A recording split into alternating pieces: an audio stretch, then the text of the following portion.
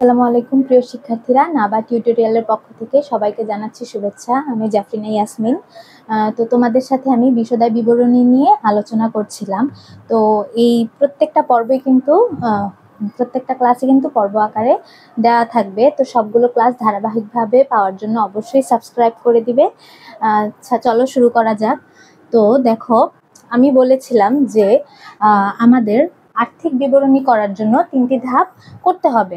একটা হচ্ছে বিশদায় বিবরণী, আরেকটা মালিকানা সত্ত্ব বিবরণী এবং সবচেয়ে শেষ ধাপ হচ্ছে আর্থিক অবস্থার বিবরণী।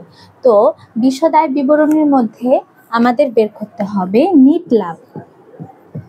নিট লাভ যে বের করতে হবে, এই নিট লাভ বের করার জন্য আমাদের আরো 2টি ধাপ, অর্থাৎ মোট লাভ এবং পরিচালন মুনাফা বের করতে হবে। এর মানে এই টোটাল যে 3টা ধাপ অতিক্রম করতে হবে এই বিশদায় বিবরণীটা আমাদের তৈরি করতে হলে। তাহলে গত পর্বে কিন্তু আমি আলোচনা করেছিলাম কিভাবে মোট লাভ তৈরি করা হয়।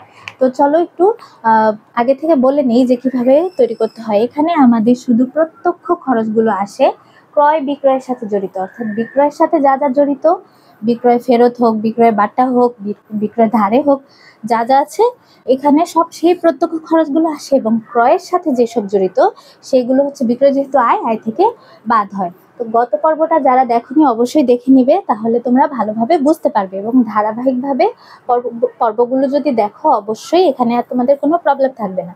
তাহলে ক্রয়ের সাথে প্রত্যক্ষভাবে যেসব জড়িত সেগুলো বাদ যাবে, তাহলেই আমাদের কি চলে আসবে, মোট লাভ। তো এই পর্যন্ত তো আমরা করেছি, তো এই জন্য লিখে নিলাম মোট লাভ। এখন আমরা আজকে বের করব পরিচালন মুনাফা। এখান থেকে আজকে আমরা শুরু করব। তো পরিচালন মুনাফাটা আমরা এখন কিভাবে বের করব? যেহেতু আমি বললাম যে প্রথমে মোট লাভ বের করার জন্য আমাদের আসবে শুধুমাত্র প্রত্যক্ষ খরচগুলো। প্রত্যক্ষ মানে সরাসরি জড়িত, আর এর মানে পরিচালন মুনাফা বের করার জন্য আমাদের কি আসবে, পরোক্ষভাবে যেসব খরচগুলো হয়ে থাকে, মানে ক্রয় আর বিক্রয়ের সাথে সরাসরি জড়িত না। এটা কিন্তু অবশ্যই তোমরা মুখস্থ করবে না, এটা বুঝারই বিষয়। ক্রয় এবং বিক্রয়ের সাথে কি কি জড়িত সেগুলো কিন্তু দেখলে তোমরা এমনিতেই বুঝতে পারো। আর ক্রয় আর বিক্রয়ের থেকে যেসব বাহিরে যেসব আছে, আমাদের একটা প্রতিষ্ঠান চালানোর জন্য, পরিচালনা করার জন্য যেই ব্যয়গুলো হয় সেটাই পরিচালন ব্যয়।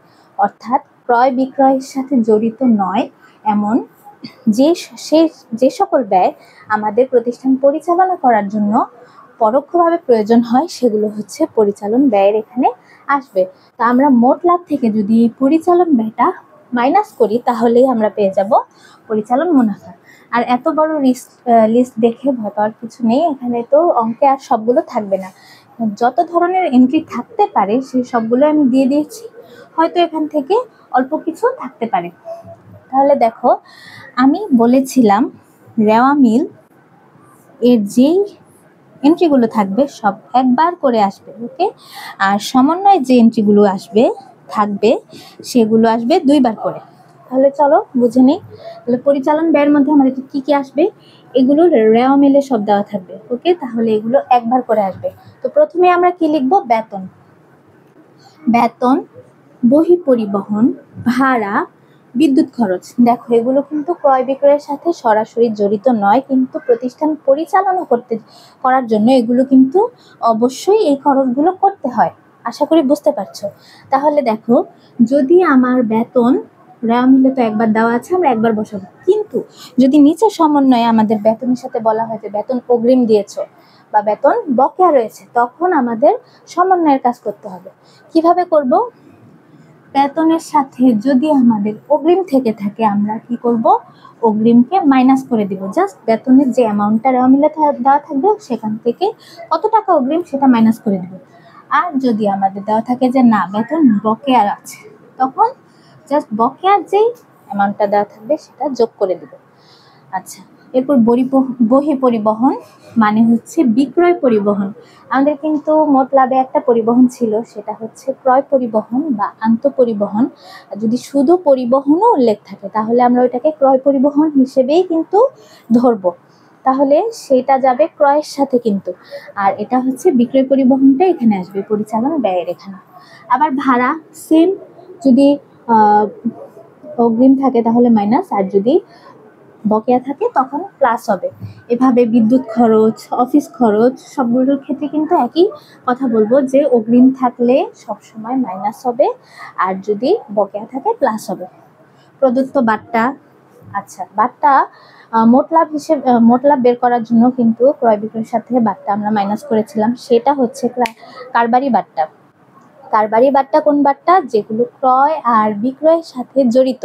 তাহলে আমি যা বলেছি ক্রয় আর বিক্রয়ের সাথে জড়িত জিনিসপত্র প্রথম অংশে যাবে, তো সেখানে আমি যে বাট্টা মাইনাস করেছি এটা কিন্তু সেই বাট্টা নয়। যদি কারবারি বাট্টা লেখা থাকে বা ক্রয় বিক্রয় বাট্টা উল্লেখ থাকে তখন সেটা যাবে প্রথম পার্টে।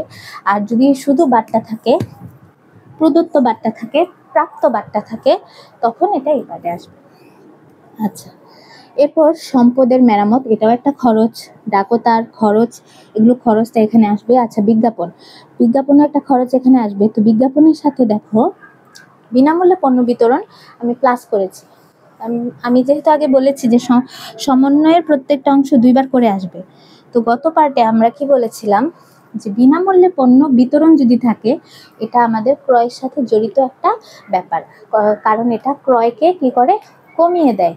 আমরা যে পরিমাণ পণ্য কিনেছিলাম, আমরা যদি পণ্য বিতরণ করি বিজ্ঞাপনের উদ্দেশ্যে, তাহলে আমাদের পণ্যটা কি হবে, কমে যাবে, ক্রয়টা কমে যাবে। তাই ওটা ক্রয়ের সাথে মাইনাস করেছিলাম। দেখো তখন সমন্বয়ের একটা কাজ কিন্তু হয়ে গেছিল, এই এন্ট্রিটার একটা কাজ হয়েছিল, এখন এখানে দ্বিতীয় কাজটা কিন্তু হয়ে যাচ্ছে। মানে দেখো একটা সমন্বয়ের কিন্তু দুইবার যে কাজ হয় এটা কিন্তু তোমরা পেয়ে গেলে।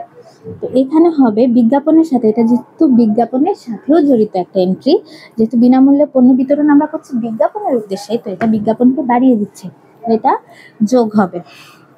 এরপর বিলম্বিত কি, ঠিক যেমনি ভাবে আমরা বেতনের যে অগ্রিম অংশটা আছে মাইনাস করে দিই, কারণ আমরা একটা আর্থিক বিবরণী করি কি বর্তমান বছরের একটা আর্থিক অবস্থার বিবরণী বা বিশদায় বিবরণী বর্তমান বছরের খরচগুলোর জন্য করি, পরবর্তী বছরের খরচের জন্য করব না। পরবর্তী বছরের যে খরচগুলো আছে সেগুলো আমরা মাইনাস করে দিব।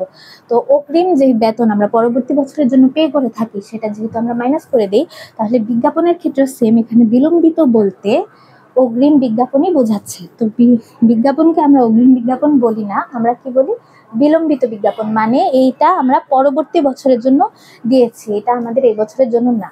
তো আমরা কি করব, এর জন্য বিলম্বিতটা মাইনাস করব। মণিহারি রাও মিলে দেওয়া থাকবে, এমনকি সমন্বয় দেওয়া থাকবে যে অব্যবহৃত। যদি অব্যবহৃত দেওয়া থাকে আমরা কি করব, এটাকে মাইনাস করব, কারণ এটা এই বছর ব্যবহার করা হয়নি, ঠিক একইভাবে যেমন পরবর্তী বছরের জন্য রয়ে গেছে, তো এটাও মাইনাস। প্যাকিং খরচ, অবচয় এবং অবলোপন, যে কোনো সম্পত্তির অবচয়, আসবাবপত্র হোক, মেশিনারি হোক, অফিস সরঞ্জাম হোক, যে কোনো সম্পদের অবচয় এখানে আসবে। সম্পদটা কিন্তু আসবে না, এখানে কি হবে, খরচ। আমি তো বলেছি সম্পদ এবং দায় আর্থিক অবস্থার বিপরীতে যাবে, এখানে আসবে শুধু অবচয়টা। আর যদি দালান কোঠার অবলোপন থেকে থাকে, সুনামের অবলোপন থেকে থাকে, অর্থাৎ সম্পদের অবচয় এবং অবলোপনগুলো এখানে আসবে। আচ্ছা, পরবর্তী অংশগুলো আমি আবার লিখে নিচ্ছি এখানে।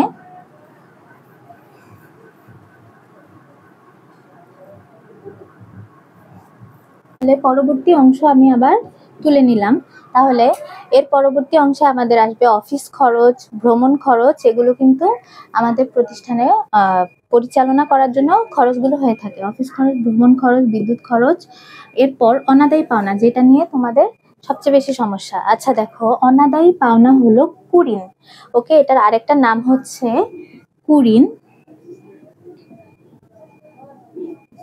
আচ্ছা, তাহলে দেখো অনাদায়ী পাওনা এটা থাকবে আমাদের রেওয়া মিলে, অনাদায়ী পাওনা থাকবে রেওয়া মিলে, এবং পুরাতন অনাদায়ী পাওনা থাকবে আমাদের রেওয়া মিলে। মানে অনাদায়ী পাওনা আর নতুন আর পুরাতন অনাদায়ী পাওনা এটা আমাদের একবার করে কাজ হবে।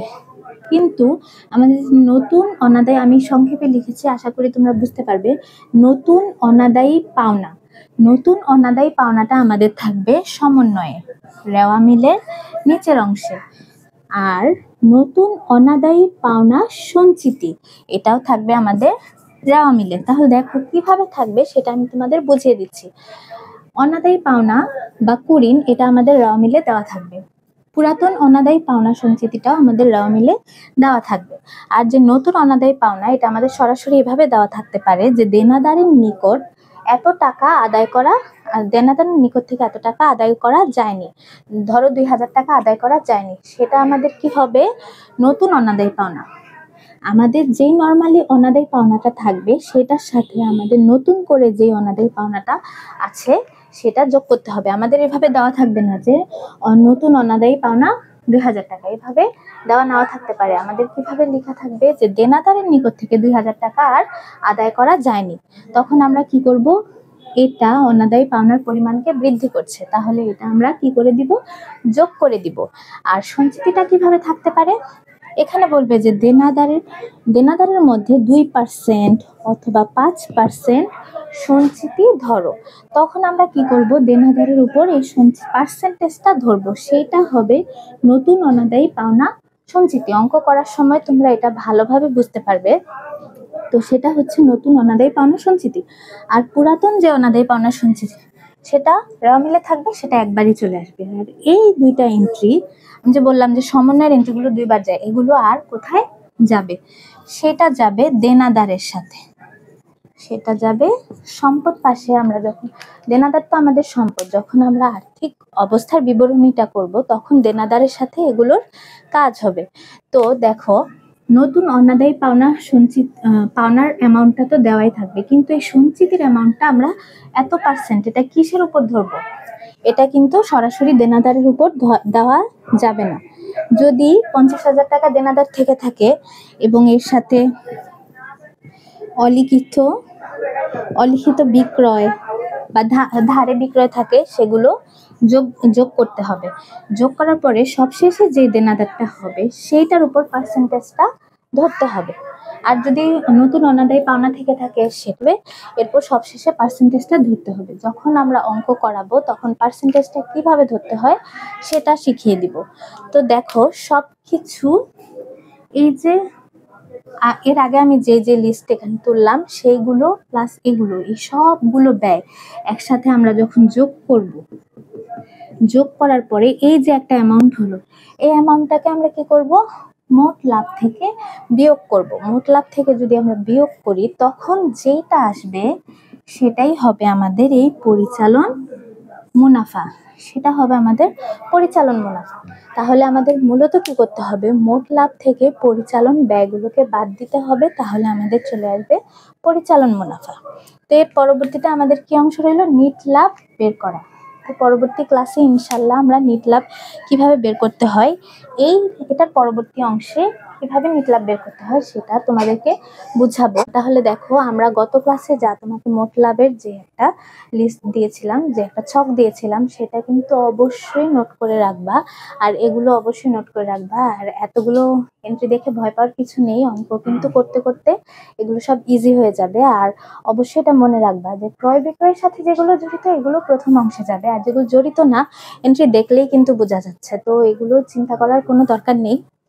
আর আরেকটা কথা বলে দিচ্ছি, যখন তোমরা রেওয়া মিল থেকে একটা একটা করে এখানে উঠাতে থাকবে, একটা একটা করে অবশ্যই দাগ দিয়ে যাবে, তাহলে কোনো এন্ট্রি কিন্তু বাদ পড়বে না। আবার যখন তোমরা সমন্বয়ের কোনো এন্ট্রি এখানে চলে আসবে তখন একটা করে টিক দিয়ে দিবে। একটা টিক দিলে বুঝবে যে একবার এটা কাজ হয়ে গেছে, এরপর যখন দ্বিতীয় কাজ হয়ে যাবে দ্বিতীয়বার টিক দিয়ে দিবে। তখন এই সমন্বয়টার দিকে আর তোমার তাকাতে হবে না বারবার যে কোনটা বাদ পড়লো কোনটা বাদ পড়লো না, তখন তোমার ইজি হবে। ওকে, তাহলে